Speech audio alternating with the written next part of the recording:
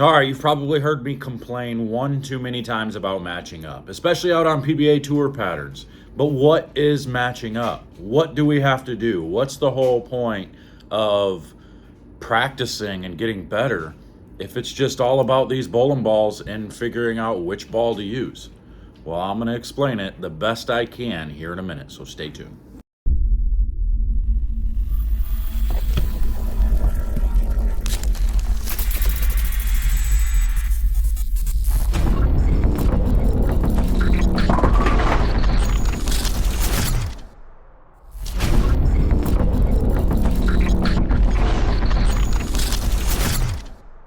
Oh, matching up is like one of the hardest things to do, and we're going to talk about that. But first, hey, hit that link in the description for 10pindoctors.com. I've got a new membership for all of the fans, the people who support the channel, the people who want to get better at bowling.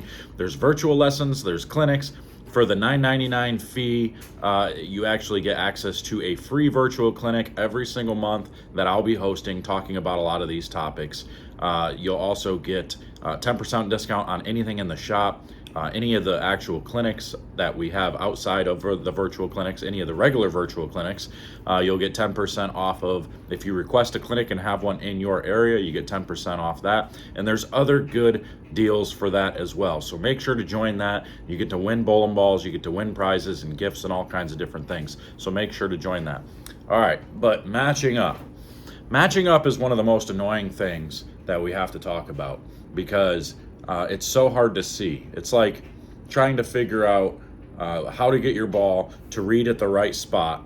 Give us a little bit of hold to the left and a little bit of hook to the right. Now, I know the answer to this would probably just be, for most people, just make sure you throw really, really good shots every time. Unfortunately, because of the changes on the lanes, the changes to the surface of the bowling ball. Now, when I say changes to the lanes, I'm talking about the oil moving in the spots of the lane. The oil being taken away from the front, being moved a little bit down lane, the oil being taken from certain spots. Very little oil actually gets pushed and moved inside further, so that's why you see what we call the cliff. I'm going to try to explain some of these definitions or some of these words a little bit for you. The cliff would be when there's a ton of oil in the middle and there's a bunch of dry to the right. If you miss to the right too fast, your ball overhooks. If you miss inside, your ball underhooks because it's sitting in the oil. That's what we call a cliff. A lot of the patterns out on tour get to this point where they cliff because you see a lot of guys starting straighter. They're using a bunch of surface, trying to blend the pattern, trying to make it as predictable as possible, and then they jump left and they throw at it. Not very many people edge their way in. That's usually one or the other, and it's because it becomes so pronounced as a cliff that you have to almost take that cliff away. You have to give yourself some angle. Like, that's why you see a lot of people when they're super flat, when that old US Open pattern, remember when it was 40 feet 1-to-1, just flat oil all the way across, and you always wondered, why are people starting so far left? Why are they ending up in the left gutter and lofting it and everything else when there's plenty of lane to the right that nobody even used? Well, because there are hang spots over there, and you get it right of, on those types of patterns, let's say right of about, 6 or 7, your ball just keeps going and you're hitting the 6 pin in the face. And if you get it just left at like 9, 10, a lot of the times it's through the face. So playing that angle straighter up the lane makes it very difficult. Now, the goal behind this, like I said, is to find a way to match up your ball with what you do with your hand that gives you enough room left and enough room right. That's actually the easy part. Most people can find a bowling ball that gives you a little room for error. The problem is that ball going to knock 10 pins down? That's the biggest problem. Now, you ask somebody like Ryan Simonelli, who is, he goes through the same thing. He's switching to 14 pounds. He's moving around. He's trying to figure it out. And sometimes he has highs where he bowls really good, and sometimes he has lows where he bowls 116, which he did at this past event. But that's nothing to take away from his skill or what he does. It's just very difficult to find that matchup, because for him, he's watching all these lefties just be able to throw purple hammers and be able to strike all day, and he can't get his purple hammer to do the same thing. Well, why is that? Well, it's because his ball speed is either too high for the rev rate that he has, or it's too low for the rev rate that he has.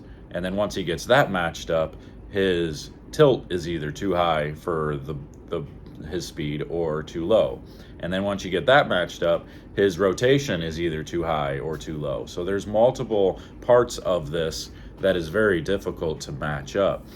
Sometimes this is one of those things where that's why you see certain people having success week in and week out, is because they've figured out what type of bowling balls are working best on those patterns, what type of rotation they need to create, and it's going to give them room for error, and it's going to knock 10 pins down when they get to the pocket.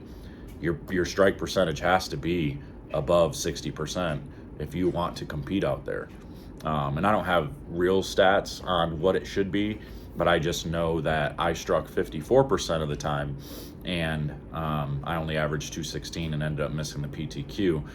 If we look at some of the lane talk stuff, maybe I'll put that in here as well. You look at some of the lane talk graphs, statistics from some of those guys from this week, you'll notice it's probably higher than that. So we'll take a look at that. But getting the corners out is difficult because you have to find a ball that creates the right angle going through the pins at the same time.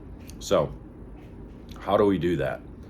Well, a lot of the times what people misunderstand is they think that they have to have the right shape at the back of the pattern, which that's true, but the most important thing is having the right shape before the end of the pattern. You've got to get a ball that's going to pick up in that middle part of the lane, sometimes 5, sometimes 10 feet before the end of the pattern, so that way it doesn't do the wrong thing off the end of the pattern. When you're looking for ball reaction only at the end of the pattern, that's how you get over-under. So your ball either overhooks or underhooks because it's hooking in one spot rather than hooking in a couple of spots or making progressive motion throughout the lane. We're looking for progressive motion. We want the ball, we don't really want it to hook in the front. We want it to start picking up and making transitional moves in the middle of the lane and then finishing its continuation and rounded move in the back part of the lane, depending on which part of the lane you're playing. So when we look at the angles, when we're playing straighter, you want that straight angle with a nice slow arc for the most part. When you start to move left, that's when you can kind of start to see a little bit sharper motion because you have to be able to create that angle into the pocket. And then when we get really far left, a lot of the times you have to create that sharp angle, or you have to have a really big, strong bowling ball that's going to create the big round shape because you're throwing it dead to the right and making it round off. So it's going this way, it's going all the way through and around and in a big swoop at the end of the pattern. A lot of the patterns for the PBA guys, they get to the point where they're so cliffed you have to throw it to the right, and you have to use a bigger, stronger ball to get it to roll off of it rather than jerk, because if it makes a strong motion off the back of the pattern, it's so strong that it hits the pins and deflects because it's dead on impact. If it's rounded and continuous, it's got to be in the right spot so that way it continues through the pins at the right angle instead of rounded behind the head pin or before the head pin. If it's before the head pin and rounded, it's going to go through the face. If it's behind the head pin, you're going to flat 10 a lot. So you've got to find that good, strong arc. The difficulty is finding, like I said, that ball roll, the rotation, the tilt, and the speed that match up, that will give you a consistent ball motion all over the lane. Surface is a big thing for this. And unfortunately with the Crisco we bowl on, basically, the ball surfaces seem to change an awful lot, and they change fast. Like for me, when I'm out and I'm bowling some events, I can see dramatic changes from the first shot to just my third shot on the lane. And even that's with wiping the ball off and everything. I'm seeing dramatic changes from the first shot to the third shot. And you watch your first shot go high flush, you watch your second shot kind of wanna half 10, wanna try to 10 pin, but it kicks it out. And then that third shot, all of a sudden it's boom, wrap 10, or boom, flat 10. And then you make a little move, now you're in a different part of the lane and your ball doesn't make that same shape because it's got a different surface. So it's very, very difficult. And this is one of those things that's very hard to explain. I know Brett Angelo and Rick Benoit, they have Bull U classes, and I'm going to actually go and attend one of his classes because he gives a different perspective on how to see the lanes and stuff, and I think it'll help me as well. Because I know for the most part what I'm looking for, but I think I need just a I need to change. I need to change my perspective. I need to look at things in a different way. For me personally, I think I've needed a lot more pin down stuff. Like this past PTQ, I left a lot of corner pins. I left 17 10 pins and a bunch of 4 pins. And that 4 pin, 10 pin ball reaction is never good. Sure, you can average 210 with it, but that's not enough out there. So I needed a more rounded, smooth shape that wasn't going to be so reliant on the surface changes. It wasn't going to make some crazy change through time. My best looks were with some of the bigger bowling balls. My archetype looked really good to start until it got oil soaked, until it got oil on the cover and it started to really shine up on me. Then it started to give me a little bit of over under. And I think that was because then I was using that type of a layout. It was that 45 by 4.5 by 45 layout that is pin up, and it makes it a little overreactive off of the dry at times. So I need that slower transitional layout, the pin down with that bigger third number, so that way it's a slow transition off of the dry instead of making such a quick motion. Because that quick transition motion, when I'm seeing 10 pins and stuff like that, that's generally what it is. And I am now thinking back, that's what it was. I needed the slower transition ball to match up instead of the quicker transition. So I could have used like a quicker response cover stock with a slower response layout to match up properly to give me that stronger motion, but it was going to be a stronger arc at that middle to the back part of the lane. So I think a pin down like an Absolute or a pin down Eternity probably would have done me really good, because my pin up Eternity looked good to start, and then once it got lane shined, it made it too quick down lane or too clean, and then too responsive down lane, which came behind the head pin. Or if I moved left or shut my angle down, it would 4-pin because it would be too quick and too high on the head pin.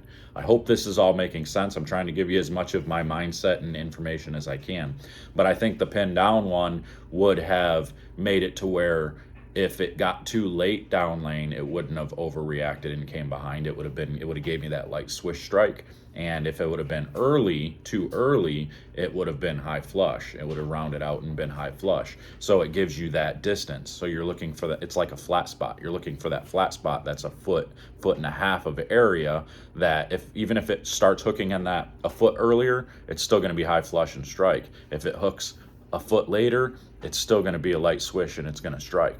So just think of having a foot of miss room on the lane at the break point, not left to right, but front to back.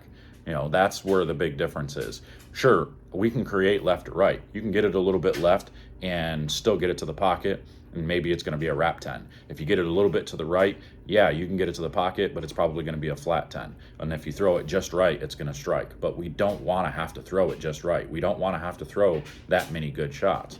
The key to this whole thing, though, is, and I know a lot of people are going to try to say, well, if it's all about bowling balls, why do I even practice? Well, because no bowling ball is going to give you that. Not necessarily. The only way you see these things, the only way you can create these things is if you are sharp enough, if you're throwing enough good shots, then you can make the adjustments you need to make. If you're only throwing 6 or 7 good shots a game, those 4 other shots you're throwing are just, and they're bad. How are you going to make a read off of that? How are you going to understand what the ball is giving you? You can't make a good educated decision on what to do if those 4 to 5 shots are bad, or are marginal. They've got to be great shots. At the PBA level, if you want to get better, you need to throw at least 8, 9, or 10 really, really, really solid shots a game. And preferably they need to be in a row.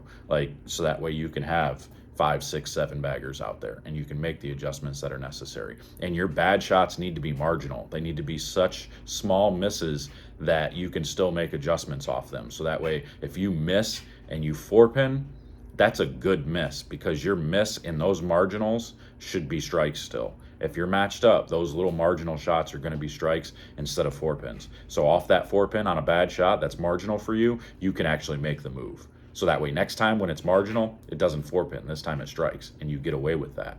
That's the difference, and that's how we figure out how to match up. I hope this helps.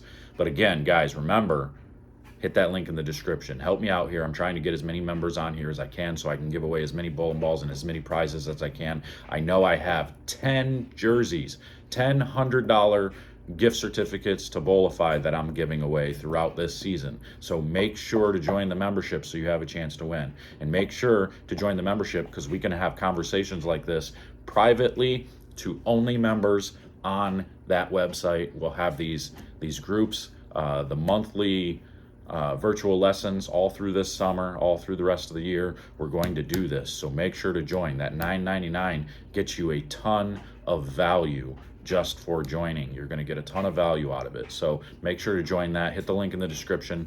Hope this was helpful. We're going to talk about this a little bit more even in the live, so that way I can take some questions from you guys. But I'm going to get out of here, and we will see you guys. I'll be live at 1 o'clock Eastern time today. It is 10 p.m. now. You're probably going to see this at about 10:30. So make sure to hit that live, share, like, subscribe. We'll see you guys later.